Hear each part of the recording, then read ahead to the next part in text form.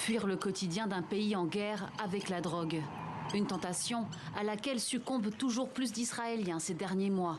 Parmi eux, Yoni, un jeune réserviste de 19 ans. Les produits stupéfiants lui permettent de réprimer les douloureux souvenirs des massacres du 7 octobre. Ma consommation a vraiment empiré après les attaques, parce que j'ai perdu un ami qui a été kidnappé le 7 octobre et nous l'avons enterré ici, dans le cimetière militaire.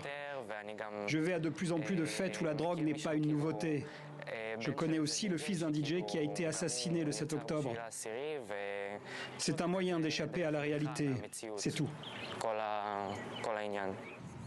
Yoni devait effectuer son service militaire au début de l'été, mais sa consommation est devenue hors de contrôle. Au début, c'était avec des amis, parce qu'on sortait et on faisait ça ensemble. Mais très vite, c'est devenu vraiment grave. Je restais seul à la maison et je me droguais tout seul. Yoni effectue actuellement une cure au centre israélien sur la toxicomanie et la santé mentale à Netanya, dans le centre d'Israël. Son médecin, le docteur Shaul Levran, observe une hausse inédite de la consommation de drogue, alcool et médicaments analgésiques dans le pays, plus 25% depuis le 7 octobre dernier. Des comportements directement liés à la situation que traversent les Israéliens en ce moment.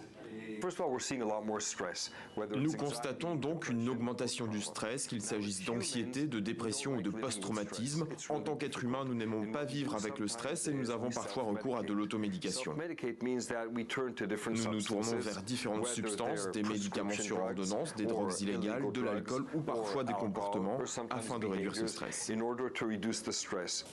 Selon l'équipe du docteur Shaul Levran, les hausses les plus inquiétantes ont été enregistrées auprès des survivants des attaques du 7 octobre et des personnes déplacées.